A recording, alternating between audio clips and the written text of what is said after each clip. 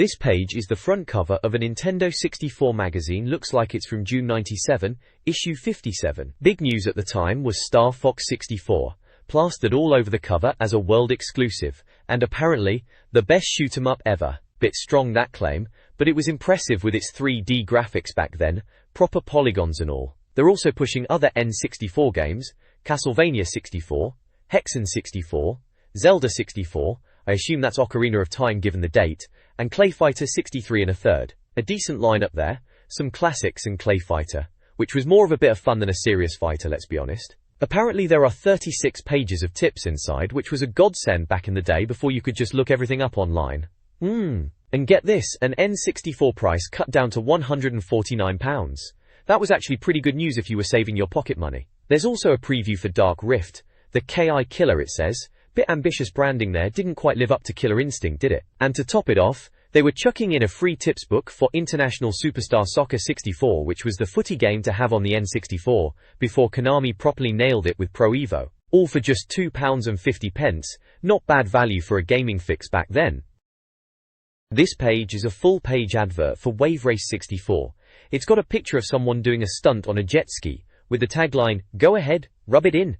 Cheeky. They're really pushing the 3D water effects and the 64-bit tech, bragging about how realistic it is. 3D Soakfest they call it. Sounds a bit much, but yeah, the water in Wave Race 64 did look pretty good for the time, especially compared to the 16-bit stuff we were used to. They mention the analog controller for full motion 360 degrees movement.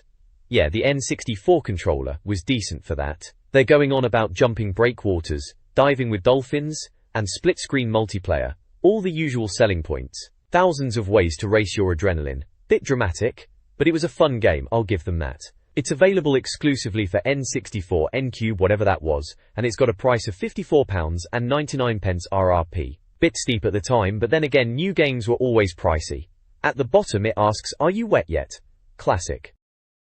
This issue's contents include news on N64 titles like Castlevania 64, The Legend of Zelda 64, Duke Nukem 64, and several Game Boy games. Reviews feature Killer Instinct Gold, N64, Pro Baseball, 97, SNES, and a mix of Game Boy titles, including Metroid 2. The N64 Plays section focuses on Star Fox 64, with Human Grand Prix also highlighted. Previews showcase Clay Fighter 63 1/3, Hexen 64, and Dark Rift, alongside Kirby's Star Stacker and Game & Watch Gallery for Game Boy. Other sections include Tip Center with Wave Race 64 and Terranigma.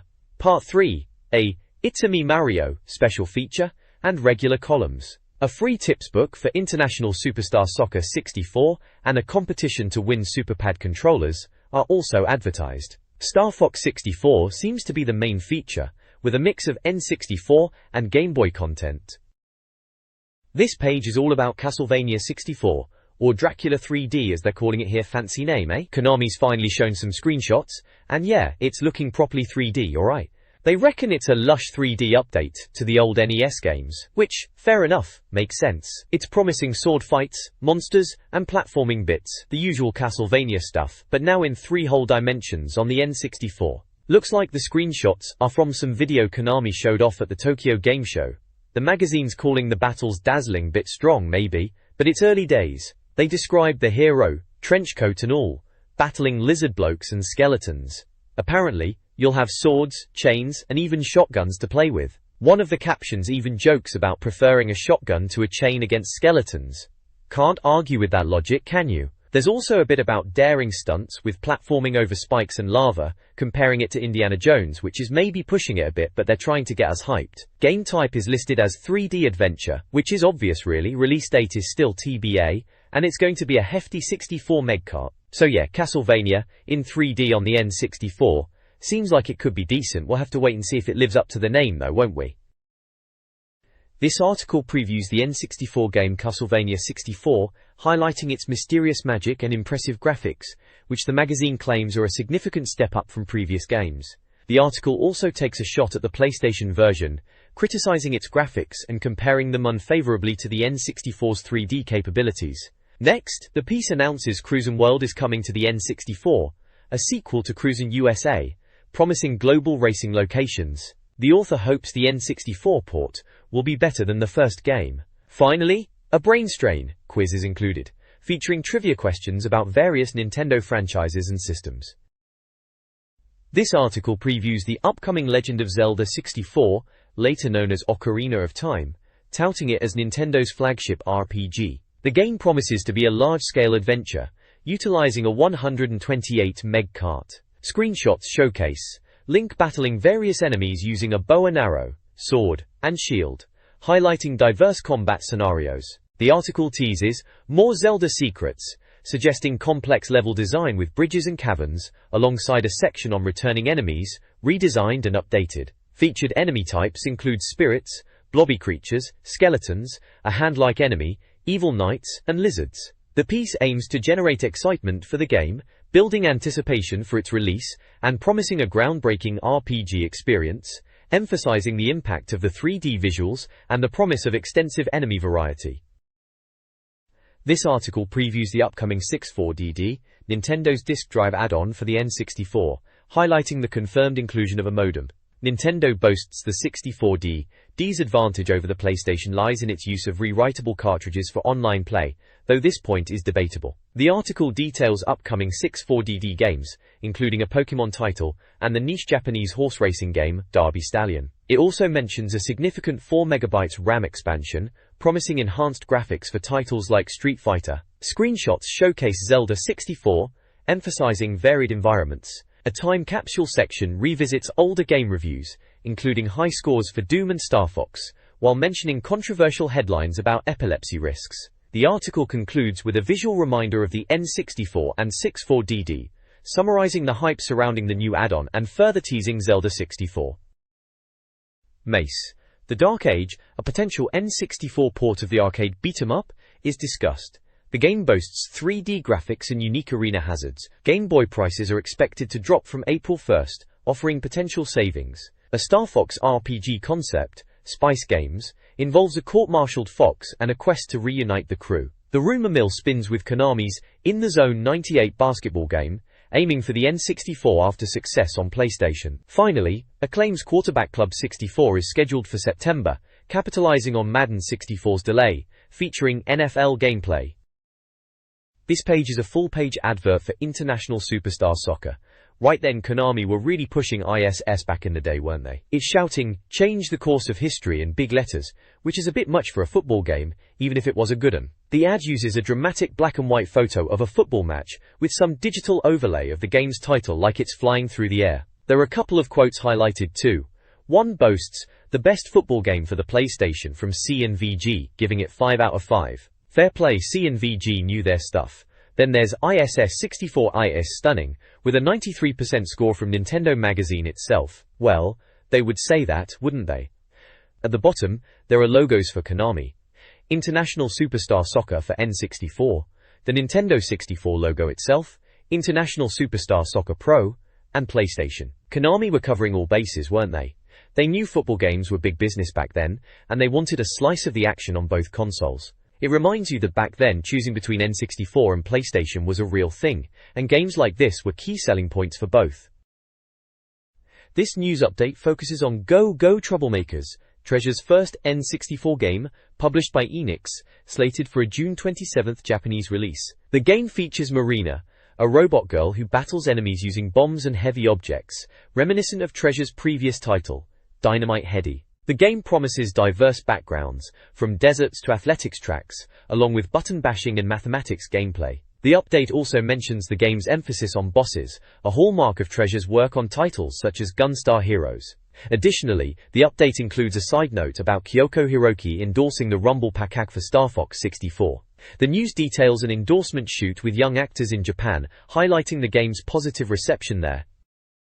USA Direct reports on Nintendo news from the US, with a focus on the upcoming E3. Rare's Dream, a 3D action game, is heavily anticipated and slated to be playable, boasting a massive 128 meg cartridge. Other expected E3 titles include Ken Griffey Jr. Baseball, GoldenEye, F-Zero 64, and others. The 64DD will be demoed. Taya. US release dates include Hexen 64 and Star Fox 64 in June. The March 1997 Top 5 chart features Mario Kart 64, Super Mario 64, Star Wars, Shadows of the Empire, Turok, and Wave Race 64. The 64DD is expected in late August 98, with Castlevania 64 delayed. Konami is developing 12 N64 games. A Nintendo/Namco partnership for exclusive titles is rumored. Finally, more screenshots of Space Circus, Go Go Troublemakers, are featured. The Tamagotchi craze hit hard, even spawning a Game Boy version called Baby Boom.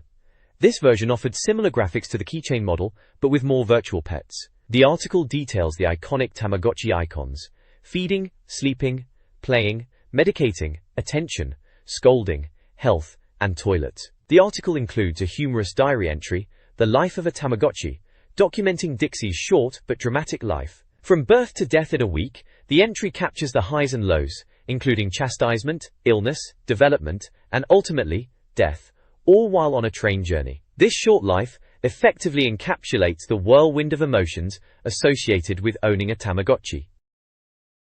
The next page is a rather bizarre advert for Twix chocolate bars. Seems they were trying to be a bit edgy back then. It features this chap who looks a bit of a nerd, proper milk bottle glasses, and a woolly hat with NORM written on it, and he is absolutely terrified of a massive Twix bar. The slogan is, Twix a break from the norm, which is a bit on the nose when you see the bloke. It's promoting the fact Twix are now even bigger, as if that's something to be scared of. Bit of a strange way to sell chocolate if you ask me, but there you go, 90s advertising for you. The Tokyo Game Show coverage highlights Capcom's upcoming crossover fighter, Marvel Superheroes v Street Fighter. This game, building on the success of previous crossovers, features a roster including Street Fighter staples like Ken and Chun-Li, alongside Marvel heroes like Spider-Man and Wolverine. The article mentions aspirations for an N64 version, potentially utilizing the 64DD add-on. A standout element is the inclusion of Norimaro, a character based on Japanese comedian Noritake Kinashi. His special moves involve slapstick humor like silly walks and banana peels. The coverage notes the game's promotional efforts, including the comedian's appearance at the show, seemingly a lot of effort for a character based on a comedian. Screenshots show typical fighting game action, including Chun-Li in combat, Norimaru's quirky pre-fight photography, and Sakura's explosive attack on Wolverine. The Tokyo Game Show saw Nintendo excel, with Super Mario 64 winning Best Action Game, and Mario Kart 64 taking Best Driving Game. Shigeru Miyamoto discussed his game dreams, focusing on Star Fox 64's cinematic feel, and the impact of the Rumble Park. He also discussed the early development of Zelda 64, Ocarina of Time, hinting at a more action-oriented game with ambitious real-time effects. Miyamoto also reflects on the Tamagotchi craze, and the future of games beyond TV screens. The show also featured Character Day with cosplayers, particularly those of Street Fighter characters. Finally, Arkanoid is making a comeback on the Super NES, with Do It Again, a futuristic take on the classic Brick Breaker, though no UK release date was announced. Konami's Goemon 5 for the N64 is shaping up to be a quirky 3D adventure, utilizing a hefty 128 meg cart. The game will feature Ebisumaru exploring a Japanese village, yaoi platforming, and the return of roller skating sections reminiscent of the Super NES games. A notable sequence involves a massive dragon flying over mountains. Goemon himself will engage in combat with animated creatures on a wooden stage, with the game aiming for graphics comparable to Super Mario 64. In other N64 news, Nintendo is planning a Fun Pack series of peripherals beyond the Rumble Pack. Several games are confirmed or rumored, including a racing game from Namco, a snowboarding game from Kemco, and potentially NBA Jam Extreme and Magic: The Gathering from Acclaim. Ubisoft also changed the name of their first N64 game to Tonic Trouble, Ryuk. This page is a full-page advert for Byakhtor Face Wash, specifically mentioning it's now Byakhtor from Clearasil. Bit of a weird one in a gaming mag, innit? They're clearly going for the perfectly clear skin angle, and making sure you know it's Clearasil now. Clever, I suppose, in a very 90s advertising kind of way. Not exactly relevant to GoldenEye time splits, but hey, gotta keep your face spot free, whilst fragging your mates, I suppose. This article highlights a few aspects of the gaming scene. New for 64 reviews: Aero Gauge, an N64 futuristic racing game similar to Wipeout, praised for its speed and smooth animation, featuring diverse tracks and power-ups. The reviewer also mentions some issues, like the first-person rollercoaster mode. Japan Direct reports from the 1997 Tokyo Game Show, featuring beat-em-up Twin Flying Dragon Fist, wrestling game Pro Wrestling Ultra Battle Royal, and Rev Limit Up with a 2-player mode, though with some slowdown. Go! Go! Troublemakers was also present, potentially targeting a younger audience. Finally, Dodgy Freebie discusses the strange promotional items, including branded tissues for Multi-Racing Championship handed out by Imagineer, which was an odd marketing choice. This news roundup covers various N64 game developments. Aerogauge, a Wipeout-like racing game, features fast vehicles and challenging controls. Lamborghini 64 aims to fill the racing game void with 5 modes and manual transmission options. Mortal Kombat Mythologies. Sub-Zero is an action exploration game set before the first Mortal Kombat, with 3D backgrounds and classic moves. Acclaim is incorporating 15-second FMV sequences into Ultra Soccer. Nintendo is hiring graduates for N64 game development, requiring skills in 3D modeling and programming. Hudson Soft is introducing wireless Game Boy functionality using infrared, starting with Super B-Daemon fighting Phoenix. Finally, the Japanese release schedule includes titles like Turok, Dinosaur Hunter, and Star Wars: Shadows of the Empire. The top-selling game in Japan for March 1997 was Mario Kart 64. Upcoming N64 news includes an update on Duke Nukem 64, promising enhanced graphics with improved lighting for a spookier experience, and 4-player split screen. They are also claiming the game looks better than Doom 64. Additionally, Mother 3 for the 64DD is still in development, utilizing pre-rendered graphics and aiming for visuals comparable to Mario 64 and Zelda. Also featured is Get Converted, a universal game adapter allowing players to play Japanese and American N64 cartridges on PAL machines for £14.99. Finally, a cheap handheld game called Miniboy 55 is available, offering 55 basic games for £7.99 plus shipping.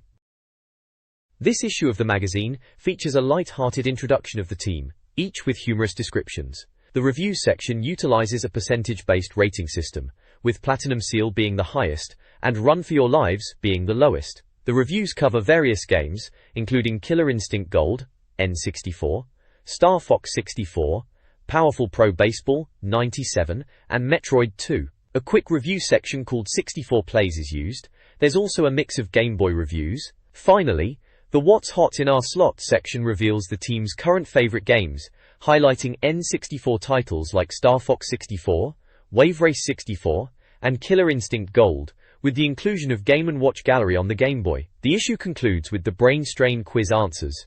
Boring 64. Star Fox 64, a corker of a game, is here to save the day. Following Mario Kart 64, Nintendo delivers this action-packed shooter. Players take on the role of Fox McCloud, battling Andross and his evil empire across the Lylat system. This sequel offers more freedom than the original, with wider levels and new vehicles. It's a shoot-'em-up for 1 to 4 players, featuring multiplayer battle modes. The game is a 96 meg kart, saving high scores to the memory pack. Released in Japan, the review highlights its cinematic intro and sci-fi visuals.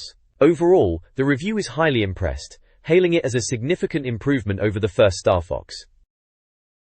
Star Fox 64 introduces the main characters: Fox McCloud, the leader, Peppy Hare, the advisor, Falco Lombardi, the skilled pilot, and Slippy Toad, the tech expert. They're guided by General Pepper. The enemy, Andross, a transforming boss, is supported by the Starwolf team, including Starwolf, Leon, Pigma, and Andrew Bataille. The game features branching level paths, unlike the linear structure of the SNES title. Players can unlock different routes through gameplay. There are 15 levels in total, promising depth and replayability. This design enhances the exploration and overall experience. Jeshowa. This page highlights Star Fox 64's groundbreaking real-time cinematics, a significant advancement over the still images of older games. Seamlessly integrated into gameplay, these cutscenes showcase detailed graphics, including close-ups of characters and impressive action sequences. Screenshots depict explosions, energy beams, and references to popular sci-fi films. The article then delves into the history of the series, crediting Argonaut's Super FX chip for enabling the original Super NES Star Fox. While Star Fox 64, known as Starwing in some regions, remained an on-rails experience, its graphics provided a wow factor. The game's visuals were considered impressive at the time, despite appearing dated now, and were a major selling point for the title. Star Fox 64's multiplayer mode, a highlight following Mario Kart 64, allowed 4 players to battle in R-Wings, choosing from Fox, Slippy, Falco, or Peppy. While the 2 arenas were limited, the split screen was a minor complaint. The Rumble Pack's potential for arguments was also foreseen. Screenshots showcased the split screen and player selection. The training mode returned as a free flight area to learn the gameplay mechanics. Players would fly through rings and face laser fire to improve skills, utilizing the lock-on system for powered-up shots. Various power-ups, like energy-boosting gold rings, silver rings for smaller boosts, bombs, Star Fox boxes, and laser upgrades are available. Overall, it offered an engaging 4-player experience that was revolutionary for its time. This document details the level progression in Star Fox 64, organized by difficulty: easy, medium, hard, and final. Easy levels include Corneria, a tutorial with a boss fight; Meteo Field, an asteroid-filled ambush; Fortuna, a defense mission against Starwolf; Sector X, a level with hidden weapons; Titania, a Landmaster level to rescue Slippy; and Bolsey Station, featuring Starwolf again. Medium introduces Katarina, a free flight level with a colony to protect; Solar, a challenging lava world with a massive lava monster boss; and Macbeth, a Landmaster level involving a train chase. Hard presents Sector Y, a space battle; Aquas, a submarine level; Zonus, a polluted sea level with a mysterious ally; Sector Z, a challenging space level; and Area 6, a space station level with limited information. The final level is Venom, a build-up to the final boss, Andros. The document emphasizes increasing difficulty as players progress. This advertisement from Special Reserve, a retro game shop, heavily promotes Nintendo 64 games. They are offering significant discounts on popular titles like Super Mario 64, Wave Race 64, Turok, and Shadows of the Empire. The ad showcases a wide selection of N64 games, including classics like GoldenEye 007 and Star Fox 64, as well as some lesser-known titles. They also sell console bundles, complete with controllers and memory cards, essential for gameplay. Various controller options, memory cards, and other accessories are advertised. The shop even pushes Sony Trinitron TVs for an optimal gaming experience. Kijoa. Special Reserve also offers a membership program with a magazine and potential perks, as well as 0% financing options, and mentions their physical store locations alongside their mail order service, Sinuk. The official Nintendo magazine reviewed the N64 Rumble Pack, praising its innovative force feedback. Bundled with Star Fox 64, known as Star Fox 64 in the US, the reviewers found it enhanced gameplay, adding immersion through subtle vibrations during explosions and impacts. Simon Clays noted it improved Star Fox's playability, while others appreciated its effectiveness compared to previous peripherals. They highlighted its successful integration in Star Fox 64, especially during boss encounters. While some were enthusiastic, one reviewer was hesitant about purchasing it separately. Compatible games included Clayfighter 63 1/3, Extreme G, and others. The Rumble Pack was considered a worthwhile addition to the N64, enhancing the gaming experience.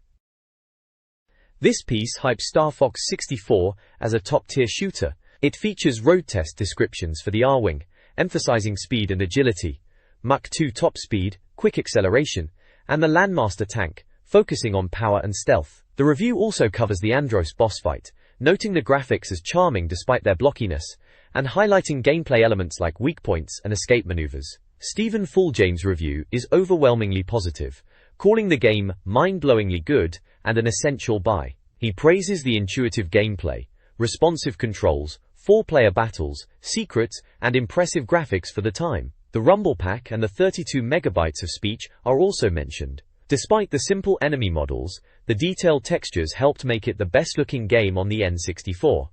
The reviewer was clearly impressed.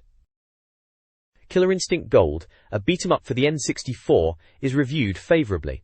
The game, developed by Rare, builds upon the arcade original by retaining its core formula while adding new features and 3D arenas. The review highlights the game's arcade roots and expansive gameplay options, calling it an essential purchase. Featuring modes for 1 to 2 players, including arcade and team play, The game boasts a 64 MB cart size with battery backup. The review also notes the absence of release date and price information. The game, with characters like Orchid, Tusk, and Kim Woo, earned a bronze seal of quality from Nintendo Magazine, suggesting it was a fun, albeit basic, button-mashing experience for its time. Killer Instinct Gold offers diverse gameplay modes beyond the typical arcade experience.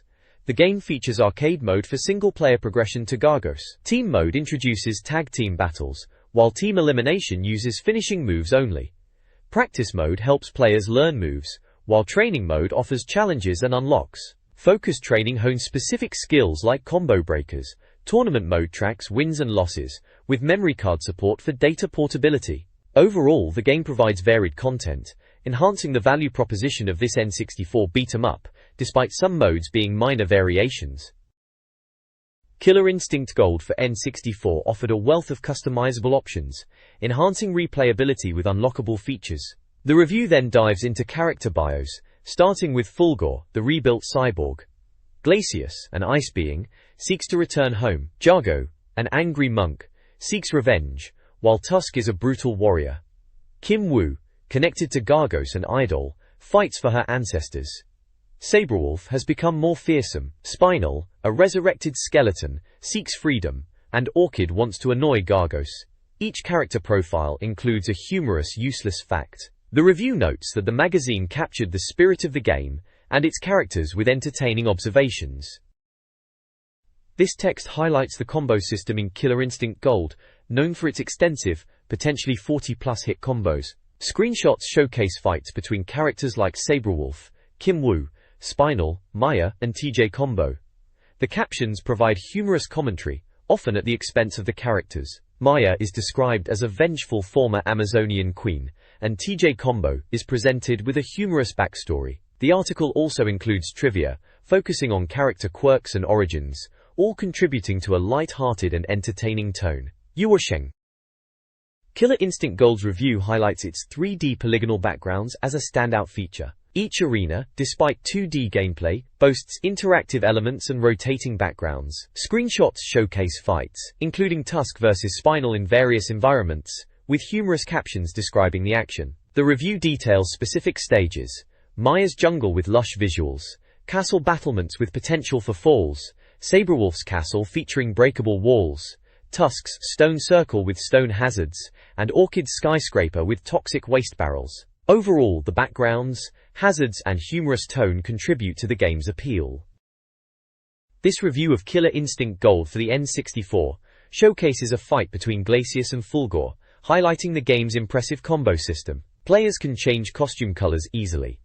While some characters start as grey outlines, there are features to unlock them. Reviewer Stephen Full James criticizes the stilted animation, the N64 controller's suitability, and the complex combos. He acknowledges the good backgrounds and music but is not fully convinced.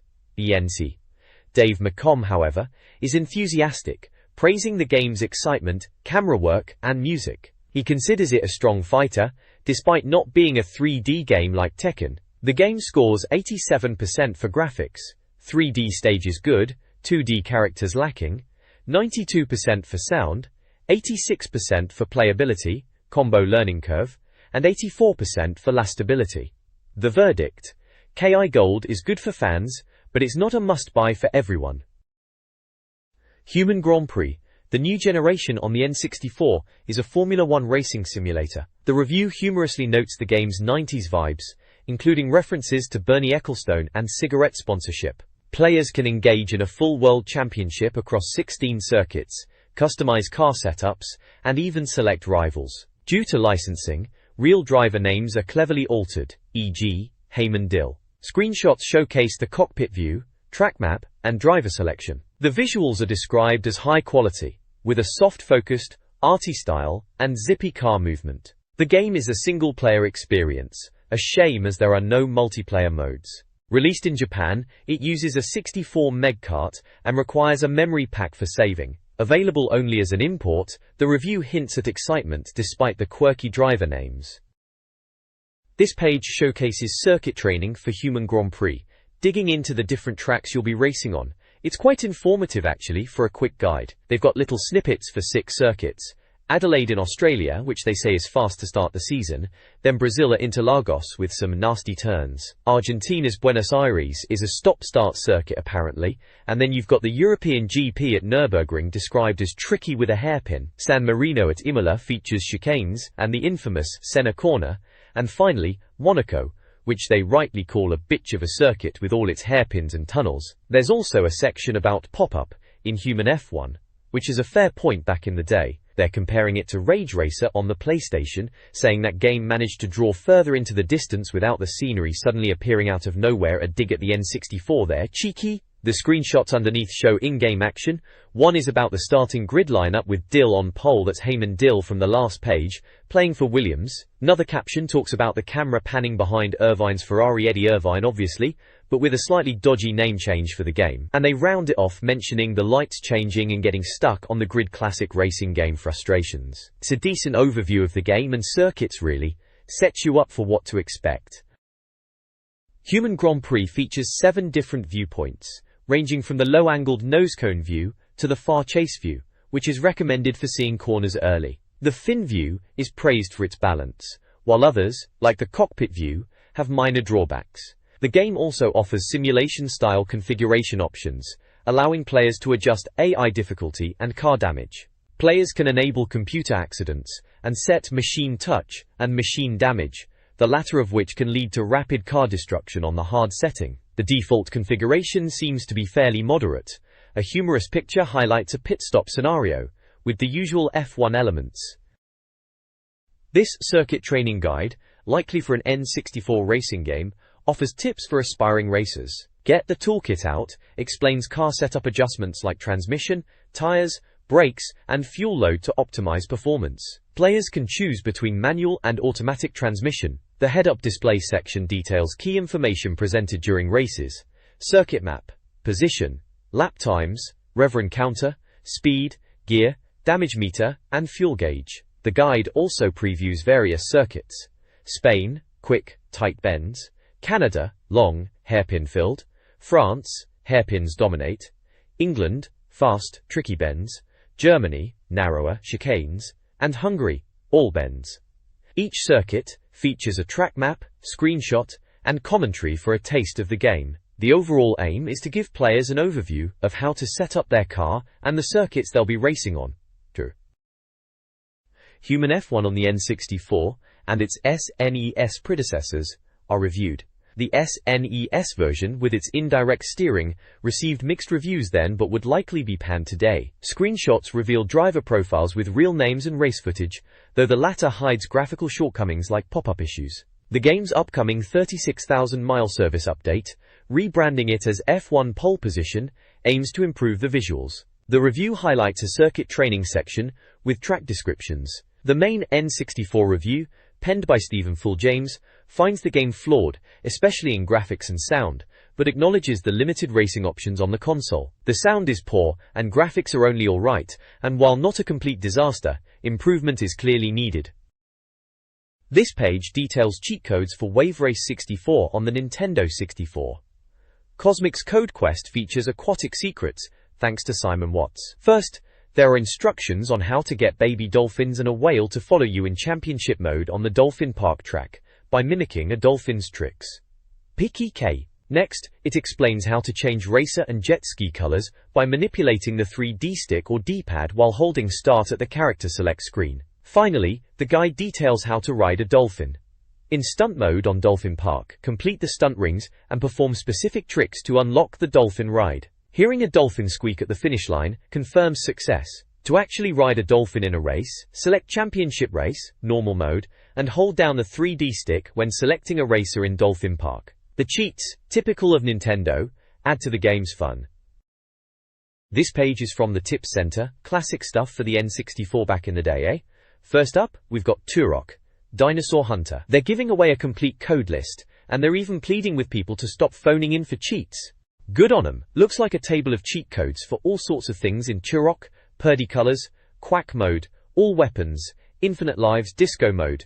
The usual bonkers stuff you expect. There's a picture of Turok himself, looking a bit menacing with his weapon. Quack mode. Next, it's Super Mario 64, Warrington also has mode, with a lives trick. Apparently, if you mess around with the third tree near the waterfall outside the castle, you can keep getting extra lives. Classic Mario secret hunting. I bet everyone knew this one back then. They've got screenshots showing Mario near the trees and then inside the castle, presumably to show the trick in action. Ha ha ha ha ha. Finally, FIFA 64 gets some love with game tips. Crowd control and goal animation are the highlights. Apparently you can make the crowd heckle your opponent just by pressing directions on the D-pad key. And for goal animations you can get different sequences by pressing C buttons. They've got the classic blurry FIFA 64 screenshots, you can almost smell the pixels. Pukey. And at the bottom it says all tips verified by the Nintendo hotline, with a phone number. Remember those days?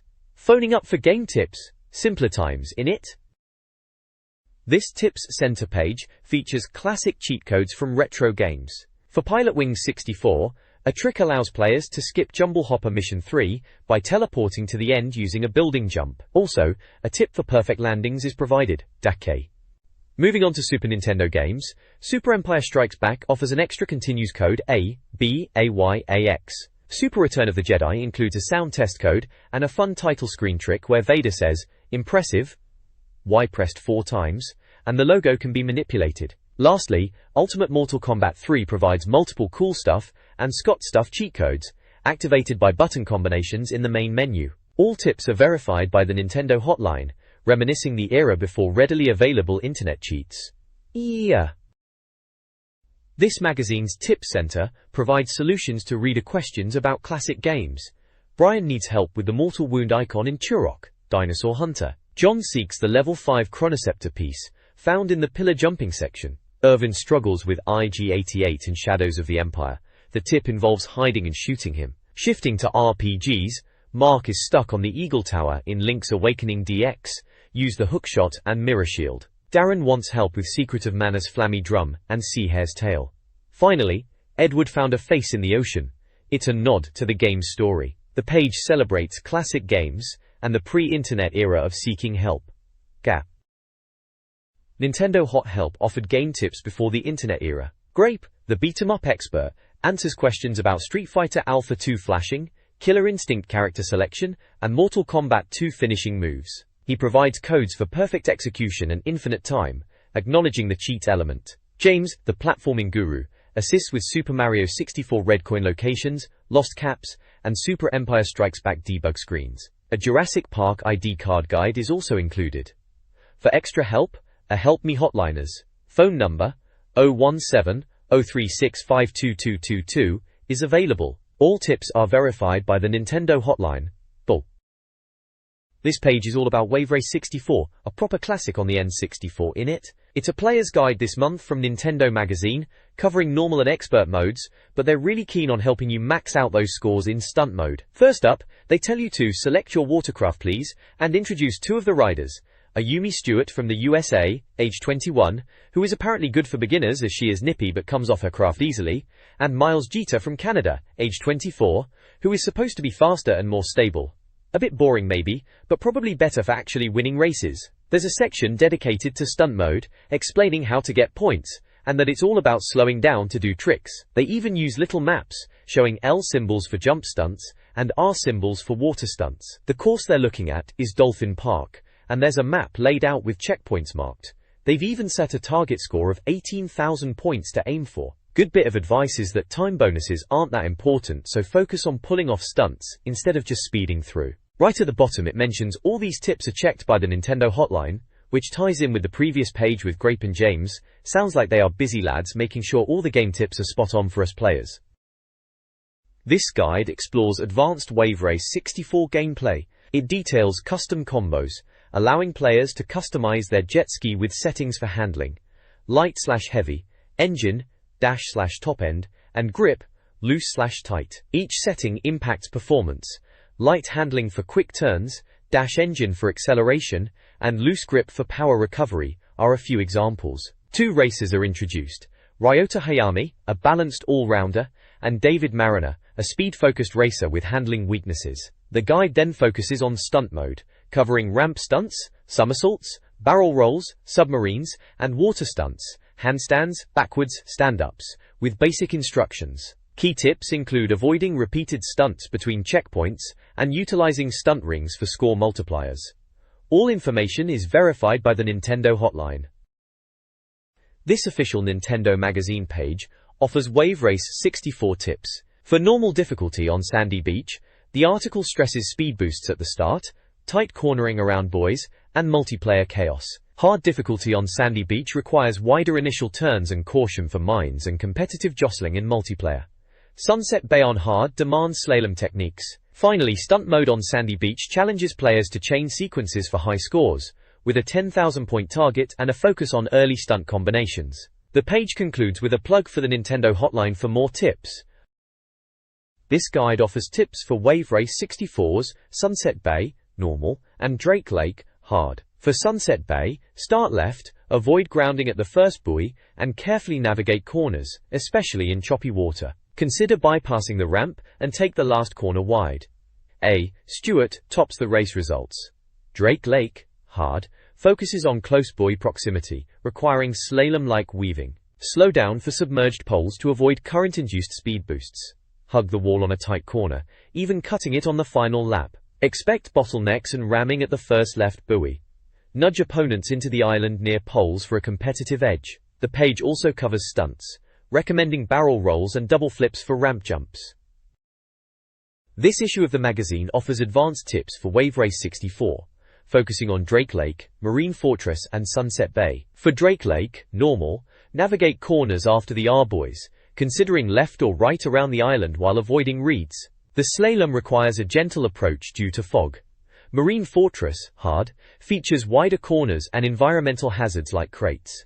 A shortcut opens on the second lap. The magazine includes race results, with MG winning. Sunset Bay stunt mode tips focus on early rings for points, and the long beach for stunts, suggesting stand-up or backward stunts before turns. The target score is 10,000 points, with STE exceeding it.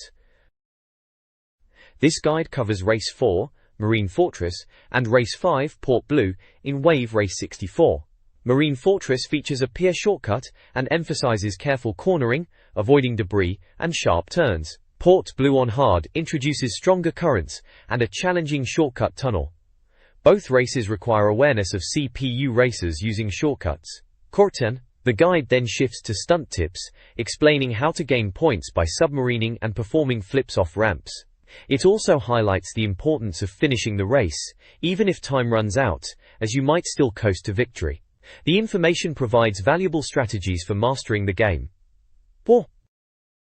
This guide picks up Wave Race 64 tips with Port Blue, highlighting the importance of staying near the L-buoys to avoid cross-currents, and mentioning a shortcut to save time. Beware of potential two-player mode bottlenecks near the boat's prow. Twilight City, labeled Hard, features a course-cutting ramp that players can exploit, giving them an edge over the AI. It also advises avoiding a mine-laden ramp, in favor of dodging the hazards altogether. For Drake Lake's stunt mode, the fog necessitates a slower approach to spot rings. The guide recommends the back straight ramps for flips and rolls, and describes the end of the lap as an opportunity for a cunning stunt sequence. The target score is 12,000. This guide focuses on Wave Race 64's Southern Island tracks. In the normal race, navigate the pier carefully, cutting corners early and avoiding sandbanks later. Consider jumping the masts for a faster lap. The changing tide introduces new hazards. Warrington Sea. Warrington. The hard race begins by diving under the pier, battling a strong current. Focus on hitting the ramp squarely and surfing waves. Diving under the pier quickly is crucial. The guide includes screenshots, race results, and a promise of more tips in the future. A helpful tip advises steering while upside down for stunt points. Overall, the guide offers useful insights into both Southern Island races. This is a player's guide for Terranigma, focusing on a snowy section with Yetis. The guide, presented in a magazine-style format, helps players navigate icy caverns and progress through the area. Players start by speaking to a character about Yetis, and then climb cliffs and explore caves. Key steps involve obtaining a fire pike, an ice suit through boulder pushing and vine climbing, and solving a puzzle with a snowgrass leaf in a hot spring. The guide also covers navigating snowy areas leading to a dark morph boss fight. Crucially, it provides boss battle tips for the Yeti, explaining the required jump attack strategy. Finally, The guide concludes by directing players to Husa Village for the next mission. This walkthrough exemplifies classic, pre-YouTube gaming advice.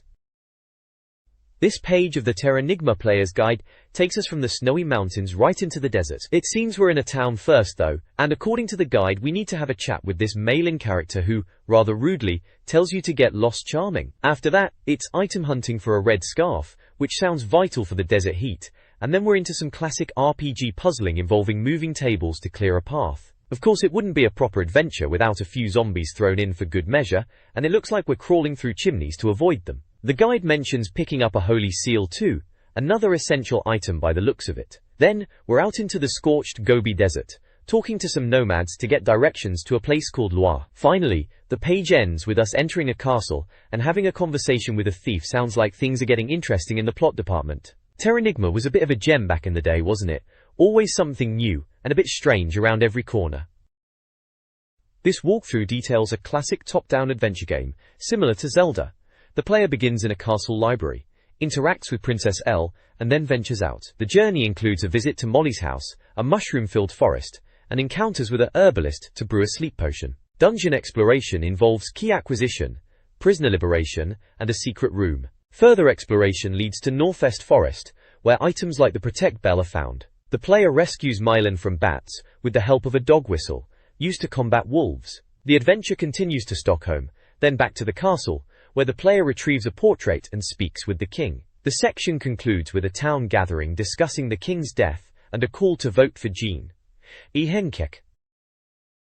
This guide continues the Terranigma playthrough. It covers several steps, starting with a visit to Fritz's town to find healing herbs from Dr. Emilo. Next, the player explores a library, defeats monsters, and frees a spirit at the chapel. Following that is a Silver Knight encounter and a puzzle involving a tower key. The guide then leads to item hunting, including the ice pick, black opal, and tower exploration. The player battles a huge knight, manipulates a snake head statue, and continues tower exploration. Further steps involve collecting gems, ruby and sapphire, solving a doll puzzle to confront Bloody Mary, and then the guide hints that the game's difficulty is increasing. This page from the magazine is diving into the world of Super Mario World in their classic corner section, right? It seems they are giving away all the secrets that everyone was banging their heads against the wall to find back in the day, specifically secret exits. They've called it a handy reference guide for obsessive Matza fans, cheeky blighters. They've broken it down by world, starting with Donut Plains, giving tips for Donut Plains 1 and Donut Plains 2, as well as Donut Secret 1. Then it's on to Ghost House, Vanilla Dome, which includes Vanilla Dome 1 and Vanilla Dome 2, and lastly Cookie Mountain with Cheese Bridge area. Each tip is a mini walkthrough on how to find those sneaky secret exits using capes, Yoshi and switch blocks, all the usual Mario trickery. They even mention the green and red switch palaces, showing they're really digging deep for the seasoned player. Capes. Looking at the screenshots, it's all classic Super Mario World gameplay. It's a proper nostalgia trip seeing Mario and Yoshi in those levels again. It's quite detailed for a magazine tip section, giving step-by-step instructions, so no more relying on playground rumors, eh? And to top it off, they've had the Nintendo hotline folks verify the tip's proper official stuff. Good for those who were stuck, I suppose, though half the fun was figuring it out yourself, wasn't it? Still, can't complain about free help from Nintendo in print. This page continues the exploration of Super Mario World secrets, covering Forest of Illusion, levels 1 to 4, and the Ghost House, Valley of Bowser, levels 2, Ghost House, and 4, Star World, all 5 levels, and Chocolate Island, levels 2 and 3. Tips include using balloons, switch blocks, swimming through walls, and utilizing Yoshi's tongue to find secret exits, keys, and bonus blocks. The Star World levels are highlighted as particularly cryptic, involving caped Mario flight, shell usage, and precise maneuvers. As before, a help, I'm still stuck box with a Nintendo hotline number is included, providing assistance for those still struggling to uncover the game's secrets. The official Nintendo magazine is hosting a contest called Scorelord, challenging gamers with 3 retro trials. Challenge 1 on Super Mario 64 requires beating Koopa the Quick in Bobo MB Battlefield. Challenge 2, for Pilot Wing 64, involves destroying all 10 targets in Gyrocopter Test 2 and landing. The final challenge is an exhibition match in ISS Deluxe on the Super NES, playing as England vs Germany, sending a photo of the most impressive win. Winners will receive a subscription or extension to the magazine. Entries must include a photo of the score, name, address, and optionally a picture of the entrant, and be submitted by June 6, 1997, to an address in London. The magazine also provides tips on taking pictures of your television screen. This page is a subscription advert for the official Nintendo magazine. Proper classic bit of marketing this. It's shouting, 3 issues free, get 12 for the price of 9. Right at you. Gotta love those deals. They're really pushing the N64 angle, with big questions like, who's first and best for the N64? Bit cheeky asking, WHO cares? Afterwards, in it? You can see a bunch of magazine covers splashed across the page. Superstar Soccer 64 is there, remember that one? They called it Football Comes Home on the cover, bless them. And Wave Race 64 is also featured. Good old jet ski action on the N64 can't go wrong. There's also mention of Win, Nintendo 64 Plus game, which is intriguing. Could have been anything back then. They really knew how to build the hype. They're trying to get you to subscribe, obviously, with instructions on how to fill out the form and send payment. You could ring them up, or post it off in the mail, proper old school. It's all about getting you to subscribe for a year, for £22.50. Bargain really when you think about it. 12 issues for that price, plus you get 3 free issues on top. Not bad at all. Good times, simpler times. The next page is a review for Powerful Pro Baseball 97 on the Super Nintendo. Seems they're looking at this SNES title right after checking out Powerful Pro Baseball 64 on the N64 last month. Bit cheeky releasing a SNES game so late in the day when the N64 was already out, but Konami always did their own thing, didn't they? Or is it do? The reviewer is calling it same old, but reckons it's still decent, like the previous games. They mention the Pepper Pot people, which I guess are the little cartoon characters in the game, and that they're using official Japanese baseball teams. Apparently their faces show how fit they are, which is a bit of a laugh. They've got a bottom of the 9th scenario mode, which they're comparing to International Superstar Soccer, saying it puts you in tense situations where you need to score runs when the pressure is on. Sounds alright if you're into that sort of thing. Looking at the game details, it's a baseball sim, for 12 players, 24 meg cart, battery backup, and it's out now in Japan. Fair enough. Overall it sounds like a solid enough baseball game for the SNES, if a bit late to the party, and perhaps not massively different from what we've seen before. Still, if you're a baseball fan and still clinging to your SNES, then maybe this is your cup of tea. This review of Powerful Pro Baseball 64, titled Vive la Différence, compares the N64 version to its SNES predecessor. The review covers pitching, batting, fielding, and home runs, highlighting differences like catcher-mitt control, adjustable cursor size, and the absence of replay home runs. Sean White finds it decent for non-baseball fans, praising the graphics and gameplay. However, the small playing field diminishes excitement. He recommends Ken Griffey's winning run for a better experience. Warrington Norcrew. The game receives mixed scores.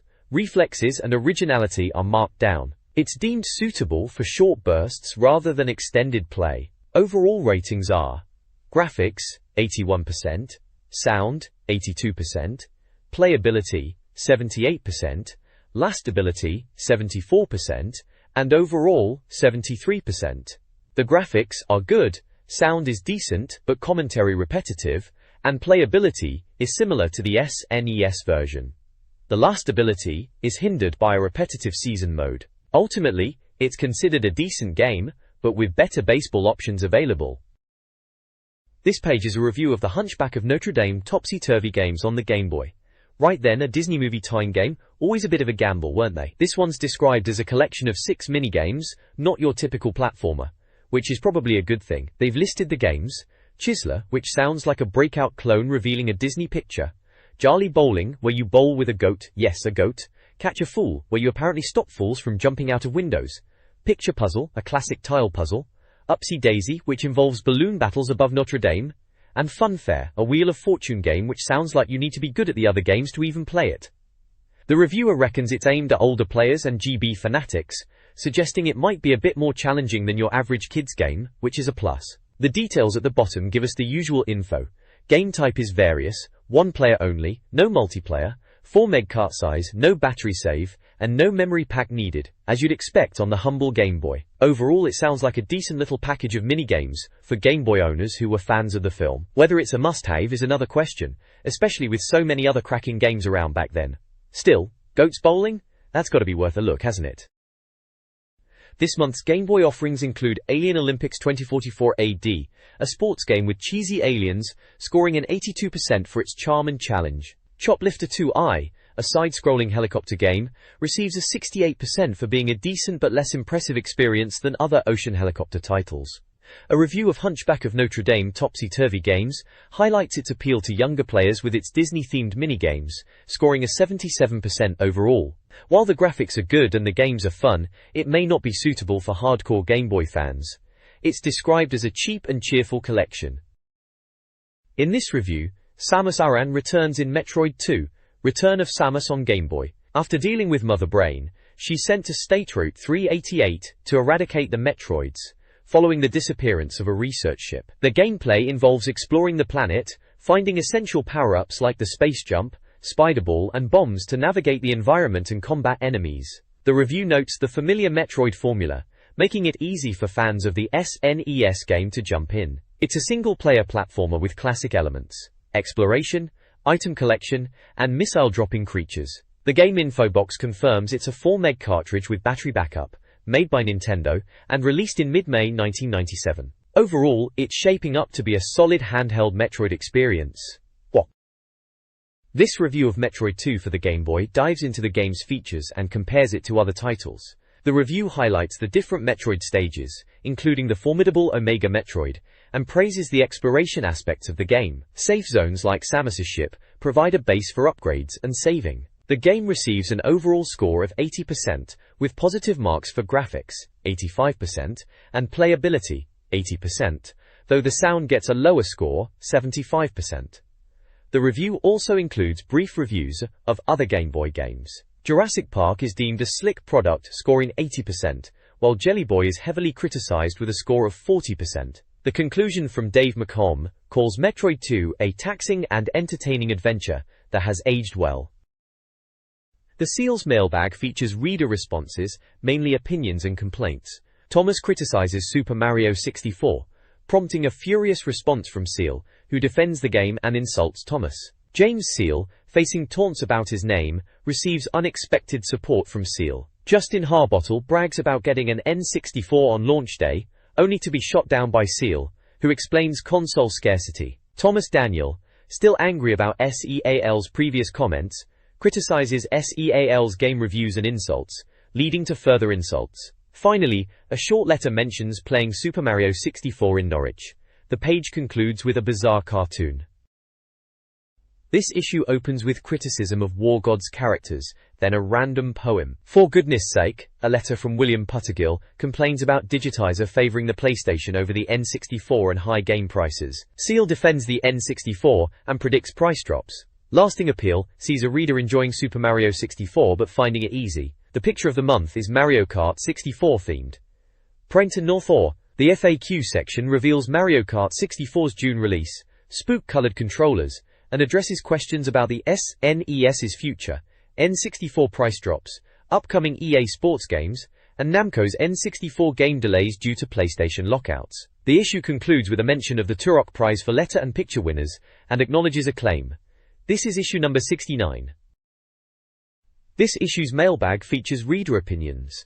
Justin from Norfolk found Super Mario 64 too easy, finishing it in 40 hours. Seal counters, highlighting the game's value at £1.50 an hour. James from Oxfordshire enjoyed Shadows of the Empire and praised the N64's launch titles, but is too broke for Turok.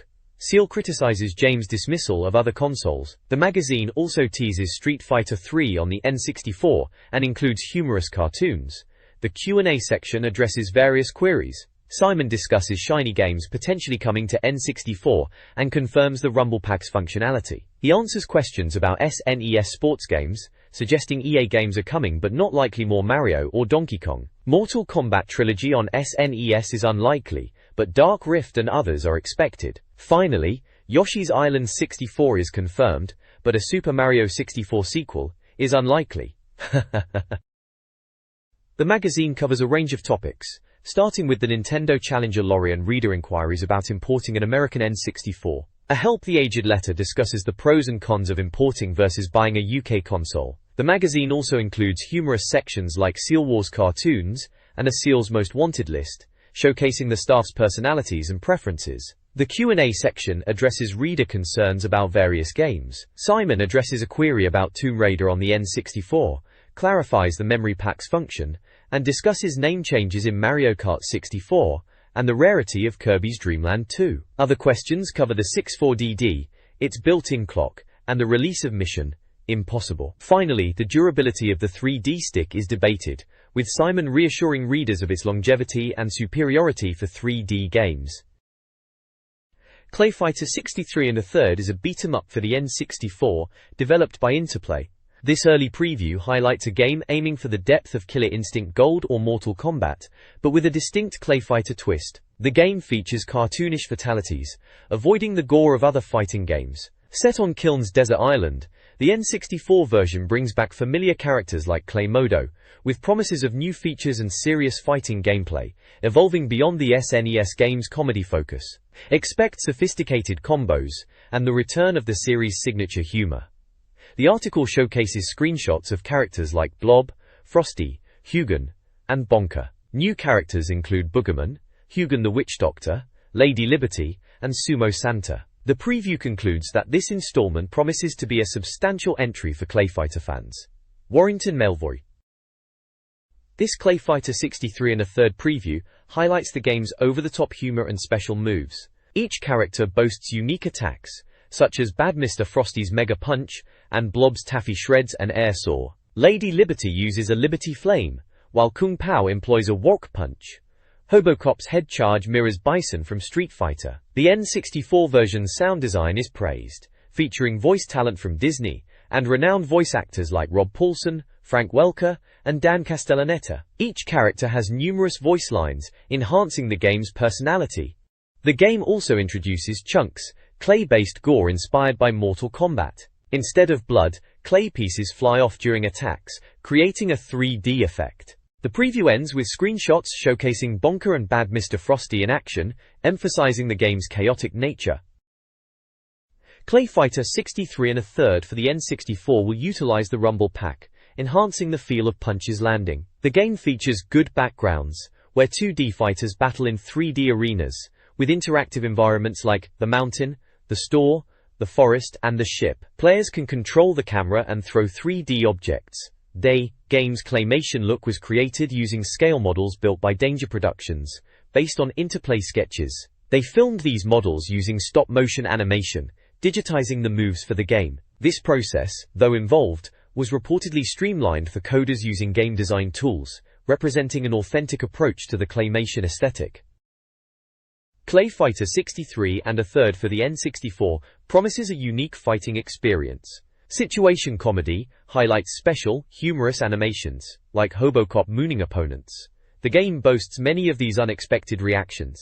What a Breakthrough showcases interactive backgrounds, with up to 4 breakable elements per stage, creating dynamic fights. Do You Wanna Know a Secret? Hints at hidden characters, and moves beyond the 12 playable fighters, including a possible appearance by the Lost Vikings. Finally, Finish Him introduces Clayalities, the game's version of fatalities, featuring over-the-top cartoon violence rather than gore, such as Boogerman's snot shower. The game prioritizes humor, keeping with the Clay Fighter style.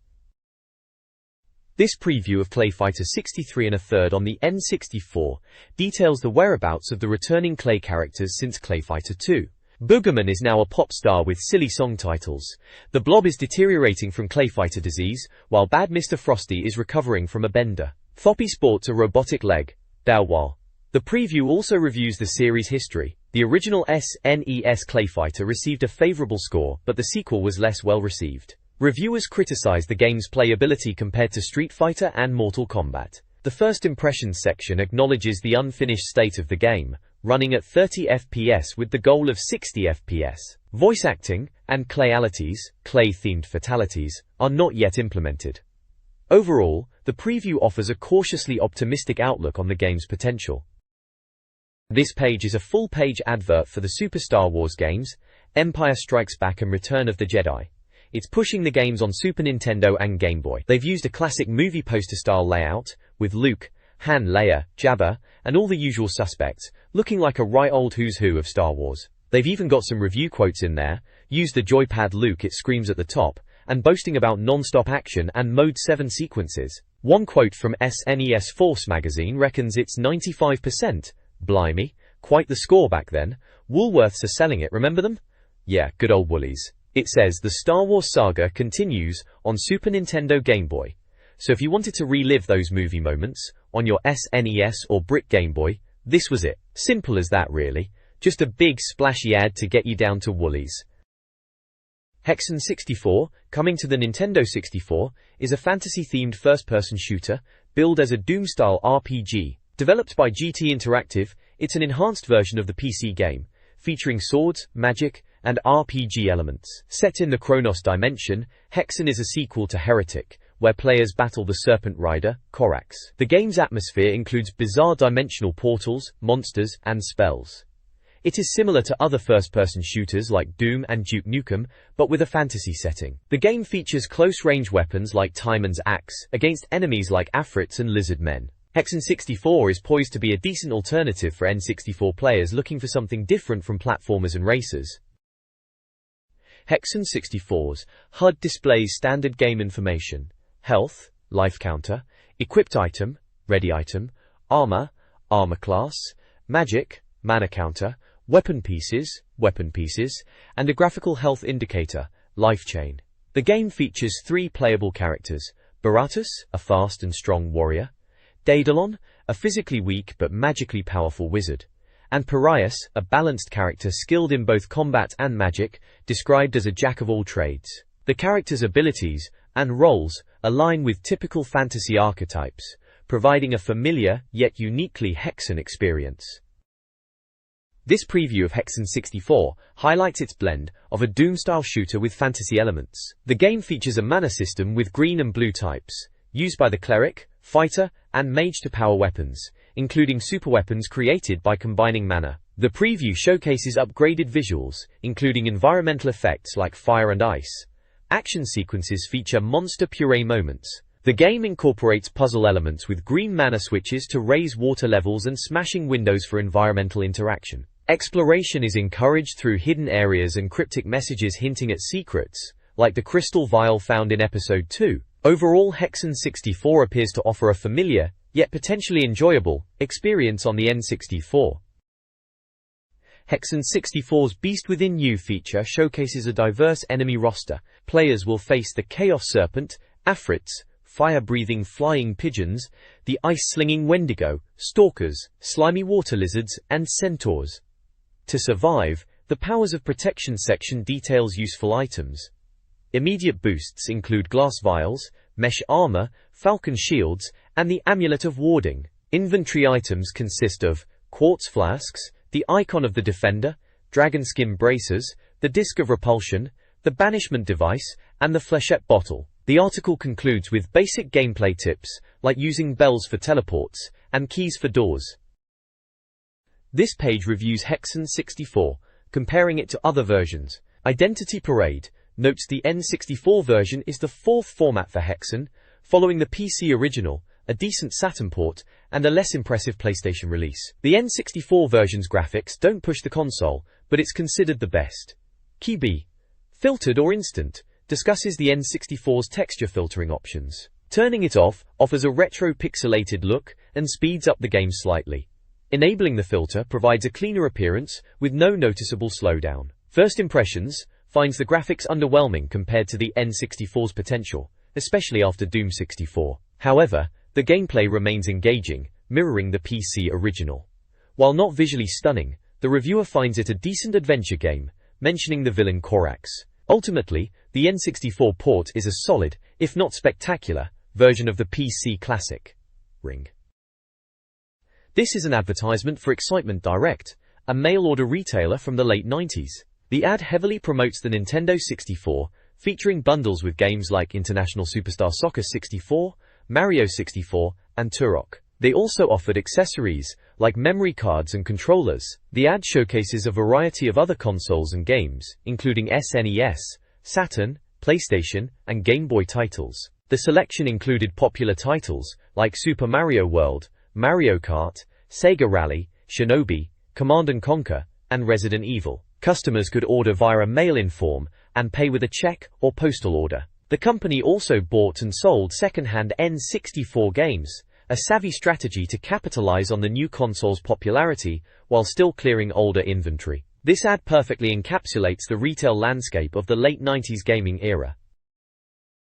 Dark Rift, a 3D beat-em-up developed by Kronos/Vic Tokai for the N64, was previewed for a summer '97 release. The game, boasting influences from other genres, featured 8 characters battling in 3D arenas in best-of-5 matches. While the plot revolved around saving the universe, the gameplay focused on standard fighting mechanics with dodge moves and meaty weapons. The article highlights characters like Aaron Maverick, Demonica Gru, Morphic Smith, and Scarlet, drawing comparisons to characters from other fighting games like Killer Instinct, Soul Edge, and Virtua Fighter. The preview notes the game's reliance on explosions, dramatic camera angles, and a bit of fun with the character designs. Overall, the preview suggests a fun but familiar button-mashing experience. Dark Rift, a fighting game for the N64, boasts a camera obscura engine aiming for 60 FPS with occasional frame drops during special effects. Its dynamic camera zooms and pans during attacks. Screenshots highlight gameplay, including Demonica's gruesome grapple attacks, where she bites her opponents with a blue flash. Eve's throws are also depicted, with strange references to cybernetic fluids. Zenmuron's energy attacks are also displayed. The game attempts to compete with other fighting games, with character comparisons provided. Gore is like Tak from War Gods. Nikki is compared to a character from Pandemonium. Eve takes inspiration from Tekken's Kunimitsu. Zenmuron draws comparisons to Yoshimitsu. The descriptions try to hype the game, despite some odd comparisons and potentially gruesome content for a Nintendo game. This Dark Rift preview showcases several characters, including Zenmuron, Gore, Morphix, Eve, and Nikki, highlighting their moves. The game draws comparisons to other fighting games, likening Gore to Tak from War Gods, Nikki's moves to Pandemonium, Eve to Tekken's Kunimitsu, and Zenmuron to Yoshimitsu. The article details the use of motion capture, specifically optical motion capture, to enhance the game's realism. This process involved tracking actors with small white balls, even resulting in amusing challenges, like an actress in high heels for Demonica. Finally, the preview mentions Nikki's mastery of inverse kinematics, enabling her to manipulate her opponent's weight and launch granite-based fighters, all of which fits the typical, over-the-top 90s fighting game aesthetic. Kronos CEO, Stan Liu, discusses their upcoming N64 brawler, Dark Rift. The game aims to fill a void in the 3D fighting game market on the console. The game boasts a focus on over-the-top action, with gameplay inspired by Soul Edge combos and Killer Instinct style. Dark Rift will feature 3D polygon projectiles and devastating get-up attacks. The developers prioritized a smooth 60 FPS engine, potentially sacrificing some graphical detail. The game is in its final stages, awaiting Nintendo of America's approval. Screenshots showcase characters like Scarlet, Aaron, and Zenmuron, along with a character select screen confirming the inclusion of Nikki and Aaron. The developers are optimistic about Dark Rift's success, citing limited competition in the 3D beat-em-up genre on the N64. This page showcases Kirby's Star Stacker for the Game Boy, and it looks like another one of those falling block puzzle games, you know, the type that were all the rage back then, like Tetris and Puyo Puyo. Developed by HAL Laboratory, the preview mentions it's a 2-meg cart, and squarely in the Tetris/Puyo mold, even going as far as to say it's like a mix of Tetris Attack and Puyo Puyo Danga. The article does say it's not just another clone, pointing out you clear the screen by sandwiching star blocks between matching characters, either horizontally or vertically. Apparently, Kirby's pals Rick the Hamster, Kinoni the Sunfish, and COO the Owl are in it too, although oddly, Kirby himself is just a mascot this time, which is a bit strange for a Kirby game, innit? There are screenshots showing the gameplay, looks pretty standard for this kind of puzzler, colorful and busy. They also highlight some special blocks, star blocks which you clear by sandwiching, bomb blocks that clear a whole row, and hard blocks which you can turn into stars. Sounds like they're trying to add a bit of spice to the formula. The preview seems to be saying it's a decent enough puzzle game for the Game Boy, something to keep you busy on the bus. Typical handheld fare, really. Kirby's Star Stacker for Game Boy offers 4 gameplay modes. Round Clear is a classic mode where you clear a set number of stars per stage, increasing in speed. Time Attack gives 3 minutes to score as many stars as possible, with difficulty settings affecting star availability. Versus Mode, for linked Game Boys, involves racing to clear stars and sending hard blocks to your opponent. Challenge Mode is an endless mode similar to Tetris, where the game speeds up as you progress. King Dedede appears on the right, dropping blocks. The game is described as decent, similar to Puyo Puyo initially, but with its own unique gameplay, making it a solid, though not groundbreaking, puzzle game for the Game Boy. This preview focuses on the Game Boy release of Game & Watch Gallery, a compilation of classic, single-button LCD handheld games. The preview highlights 2 games, Fire, where Mario catches falling characters like Yoshi and Toad from a burning building while avoiding Bobo MBS, and Manhole, which has Yoshi covering manholes to prevent Toad and Donkey Kong from falling in. The game is described as a puzzle game by Nintendo, with a release date that is to be announced. It is based on the original 1980s Game & Watch titles, and will include games such as Cement Factory, Ball, Vermin, and Flagman. It aims to provide a nostalgic experience for fans of retro gaming. Game & Watch Gallery compiles classic titles with updated graphics.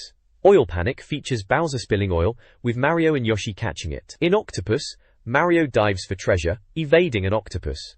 A fact section reveals the original Game & Watch launched with Ball in 1980. Shigeru Miyamoto developed a Donkey Kong version, and Nintendo characters frequently appeared. Early advertisements used the board campaign. Knockoffs reportedly outsold the originals. The reviewer finds the gameplay faithful to the originals. While the games are fun in short bursts, the updated graphics are appreciated. They express hope for a budget release, suggesting it's a worthy retro experience. This article explores Mario's transition to home consoles, focusing on the Famicom/NES launch and the game's impact. Nintendo, under President Yamauchi, aimed to create a more affordable console than Atari, leading to the Famicom's 1983 Japanese release. Super Mario Bros. Was crucial for the console's success. Milocom. The game is a sprawling adventure, where Mario rescues Princess Toadstool from Bowser in the Mushroom Kingdom. The game's influence is undeniable, popularizing elements like the Super Jump, 8 worlds, underwater levels, hidden power-ups, end-level flags, and warp zones. Super Mario Bros. Is recognized as one of the most influential games ever, impacting titles like Donkey Kong Country and Earthworm Jim. This text explores the inspirations behind various elements of the Mario universe, expanding beyond the original NES game. The Super Mario Bros. Movie, starring Bob Hoskins, initially Danny DeVito was considered, is mentioned. Shigeru Miyamoto drew inspiration from his childhood, including Kyoto manholes for the pipes, a frightening dog for chain chomps, a fish for Cheep Cheeps, and cave explorations for sprawling level designs. Super Mario Bros. 2 is highlighted for its introduction of playable characters with unique abilities, non-linear level design, and new gameplay mechanics like throwing vegetables and earthquakes, all of which have influenced later installments, like Super Mario 64. Mario Mania highlights Super Mario Bros. 3's massive success, fueled by innovative gameplay and features. The game, a pinnacle for the NES, generated over $500 million in the US, and was heavily promoted by the Wizard movie. Nintendo capitalized on the game's popularity through extensive merchandising in 1988, partnering with Pepsi and McDonald's to sell everything from consoles to pasta. While initially puzzling to some US critics, Mario's popularity soared. Random facts reveal the game's phenomenal launch in Japan, and an early online system for NES owners, years ahead of its time. Between 1985 and 1991, Miyamoto produced around 60–70 million Mario games. The article concludes with a somewhat anachronistic announcement about Mario's arrival on the Super NES and N64, suggesting it's from a late 90s magazine. Warrington Nook. This page is a nostalgic look at the Nintendo 64 era, showcasing various retailers vying for customers' attention. Console King leads with a pricey N64 bundle, while others like Console Exchange offered trade-ins. Aurora Games advertised a wide selection of N64 hits, including Mario 64, Pilot Wings 64, and Killer Instinct Gold, with games priced at around £65. Ultra Play and Chip Shop 2000 followed suit, selling consoles and games, and buying used titles. Next Generation Consoles specialized in import N64s, offering US versions alongside the popular titles and accessories. The page highlights the competitive market and the popularity of the N64 at the time. The Big Blag features a mixed bag of retro content. Control Freak reviews the SuperPad 64 Plus for the N64 with a quiz to win one. A Visitor's Choice promotes V-Videos, Volume 3, with a quiz about alien creatures. Portable Power highlights the Mini Boy 55, a cheap keyring game, and includes a quiz about Nintendo's first portable system. Get Ahead focuses on the MTV cartoon The Head and its alien fighting premise, accompanied by a quiz asking what MTV stands for. The article also includes a small advert for the upcoming and disastrous Batman and Robin film. This magazine features tie-in quizzes, a common practice in old magazines. Live Life to the Max tests knowledge of superheroes, with the Phantom as the correct answer. What the Flux asks for another gun-wielding character, the answer being Lara Croft. Heroes and Villains focuses on the Batman movie, with Michael Keaton as the correct Batman. Lost in Space requires identifying the non-space drama, which is Brookside. A competition winners section lists past winners and prizes, many involving Nintendo items. Finally, the How to Enter section provides instructions for submitting answers via postcard to Nintendo Magazine by a July 15th deadline. Nintendo Magazine UK is hyping a major price drop for the N64 to £149, aiming to dominate the UK console market. They're calling readers UK Nintendoids and previewing the next issue. That issue will feature a full playtest of the highly anticipated Mario Kart 64, with screenshots showcasing characters and the blue shell. Also previewed is Wild Choppers, a new helicopter shooter from Nintendo. The magazine, officially official, promises over 52 pages of tips and cheats. The article concludes with a look at the staff list, including Simon Clays as editor, and details on how to contact the magazine. This page is a full-on advert for Pilotwings 64. Big and bold, it's got that classic 90s vibe with bright blue skies and hang gliders. The headline shouts about thermals keeping you up all night. Cheeky way to say the game's addictive, isn't it? They're really pushing the freedom of it all, saying you can fly any one of several aircraft in a three-dimensional environment. Remember Pilotwings on the SNES? This is like that, but bigger and in proper 3D, thanks to the N64's power. Saying you can fly. It mentions doing a search and destroy with a rocket belt, veering a gyrocopter under a bridge, and even floating around Mount Rushmore in a hang glider. Sounds properly ambitious for the time, and they're really playing up the 64-bit graphics. The bottom corner has the Nintendo 64 logo, and it lists the console price at £249.99, and the game pack at £49.99 RRP. Looks like they're trying to get everyone hyped to get into it, as they say, typical Nintendo marketing back then, straightforward and to the point. The next page takes a bit of a bizarre turn, doesn't it? Right at the top, it's got a mock unisex toilet sign, proper official looking with the stick figures holding hands. Then below it, in bright yellow, it's a bit of an odd advert. Stick this up. Take cover and prepare to wet yourself. Bit dramatic for a drinks advert, eh? Then in big red letters, it says wet yourself with virgin lips. Gee. It's an advert for Virgin Lips drinks, you see. There are a couple of cans pictured, one lemon and lime, and one orange flavor. Quite a cheeky way to advertise a drink, making it sound like something a bit more risque, but that was the style back then, wasn't it? Playful and a bit edgy. Definitely not your average games magazine page, this one. More like a bit of filler to grab your attention before getting back to the game reviews and features. It's a bit of a contrast to the Pilotwings advert on the previous page, which was all about getting hyped for the game. This is just pure silly advertising.